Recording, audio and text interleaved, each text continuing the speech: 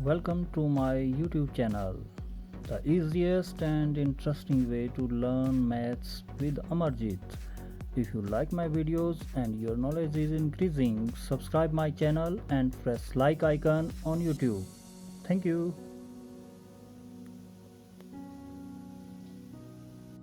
आज आपको 10वीं कक्षा के लिए गणित के शेष सूत्रों को पार्ट बी के रूप में बताने जा रहा हूँ।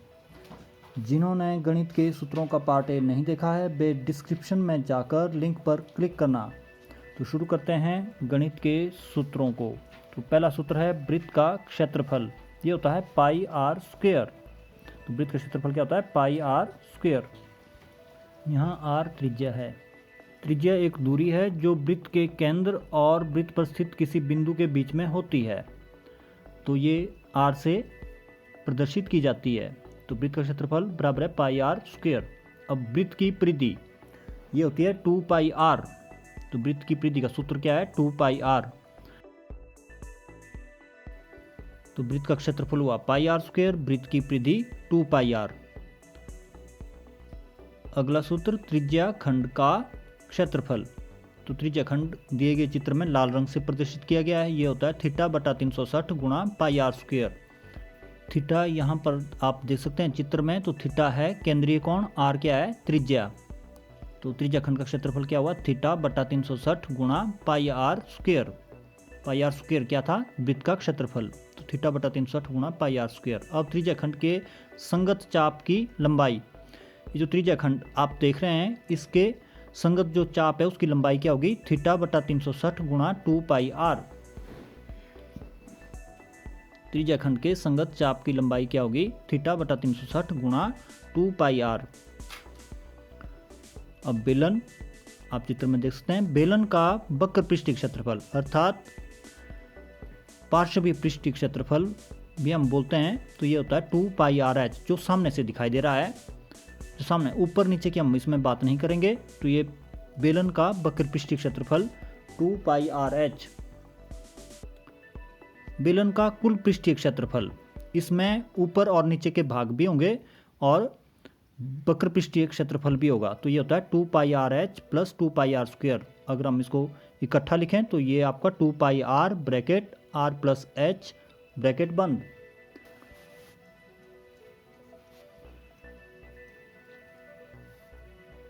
अगला सूत्र बेलन का आयतन। तो ये होता है पाई आर स्क्वायर एच। अगर आप इसमें वक्र पृष्ठीय क्षेत्रफल देखें तो ये होता है 2 पाई आर एच, जबकि बेलन का आयतन क्या है? Pi R square H.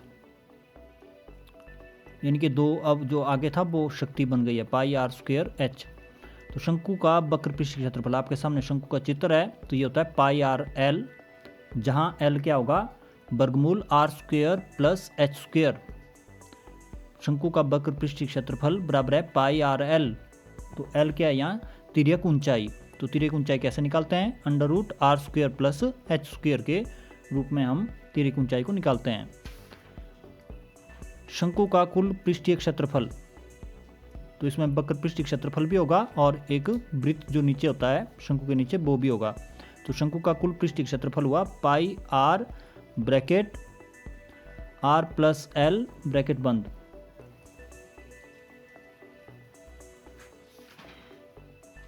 अगला सूत्र शंकु का आयतन। तो शंकु का आयतन होता है 1/3 pi R square H. Pi R square H है बेलन का आयतन और शंकु का आयतन 1/3 पाई आर स्क्वायर एच। बढ़ते हैं अगले सूत्रों की तरफ, जिसमें पहला सूत्र है घन का क्षेत्रफल। घन का चित्र आपके सामने है। ये होता है 6L स्क्वायर। इसको हम 6 गुणा भुजा भी लिख सकते हैं। एल क्या है? भुजा, या ए भी लिखते हैं। अगर आपने भुजा को ए बताया तो 6A स्क्वायर हो जाएगा। अब घन का आयतन तो ये होता है L की शक्ति 3 या L क्यूब, या भुजा की शक्ति 3 या भुजा गुणा भुजा।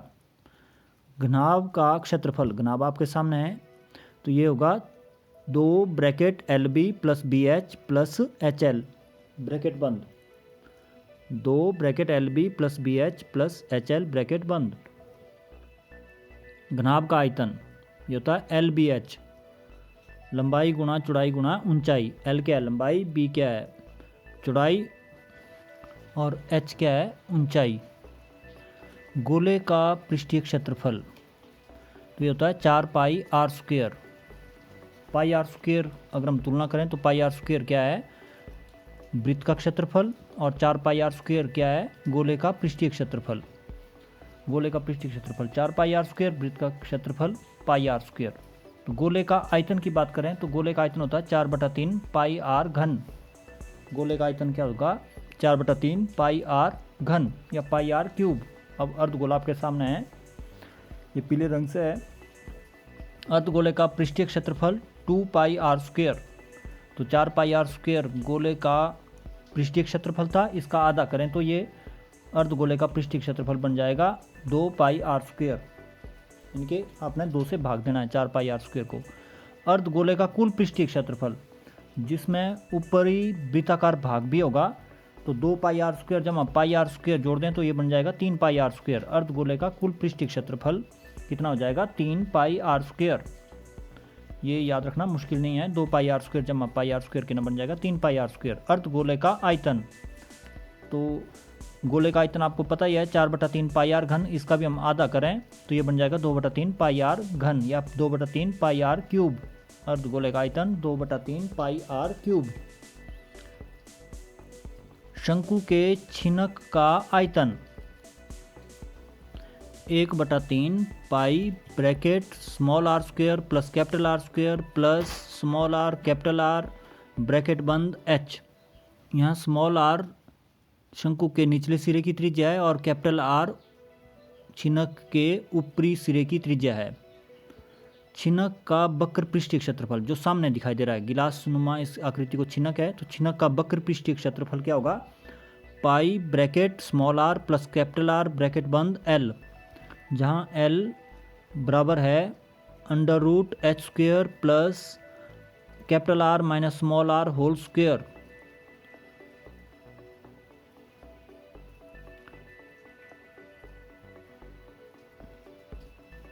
अगले सूत्रों का सेट, जिसमें पहला सूत्र है माध्य का। तो माध्य x बार बराबर है a plus sigma fi ui बटा सिग्मा fi गुणा h। तो ये किसके बराबर होता है, a जमा सिग्मा fi ui बटा सिग्मा fi गुणा h। a क्या है, कल्पित माध्य, और h क्या है, वर्ग माप।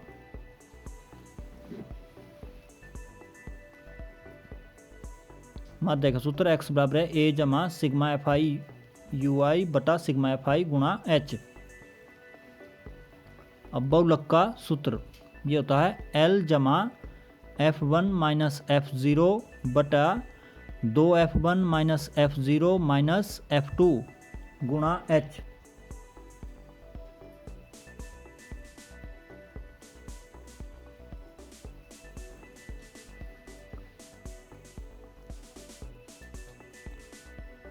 अगला सूत्र माध्यक का, तो ये होता है L जमा n/2 माइनस CF बटे F गुणा H।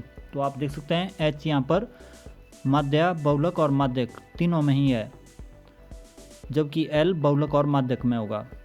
अब 52 ताश के पत्तों में हुक्म, पान, चीड़ी, ईंट, ये 4 प्रकार के पत्ते हैं। तो प्रत्येक के 13-13 पत्ते होते हैं। हुक्म, पान, चीड़ी, ईंट, प्रत्येक में 13-13 पत्ते होते हैं। तो 13 चौके कितने हुए, 52। हुक्म के 13, पान के 13, चीड़ी के 13 और ईंट के 13 पत्ते होते हैं।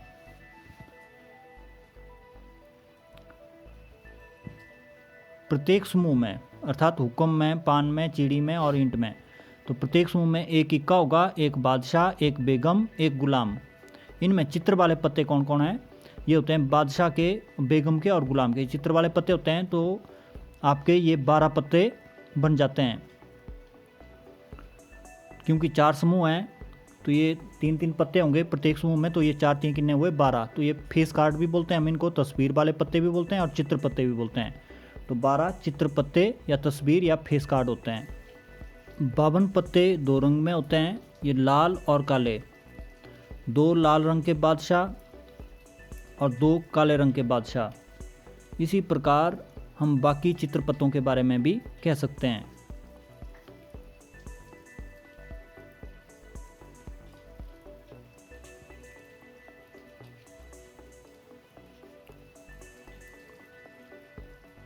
आगे है प्रायिकता का सूत्र। तो प्रायिकता का सूत्र है अनुकूल परिणामों की संख्या बटे कुल संभाव्य परिणामों की संख्या। कुल संभावित परिणामों में से अनुकूल परिणाम कितने हैं?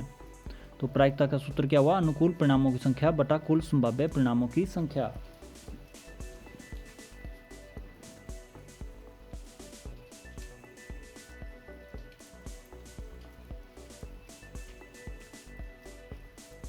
अगला सूत्र पीई बार जमा पीई, ये होता है 1 के बराबर, अर्थात होने और ना होने की प्रायिकता का कुल योग 1 के बराबर होता है।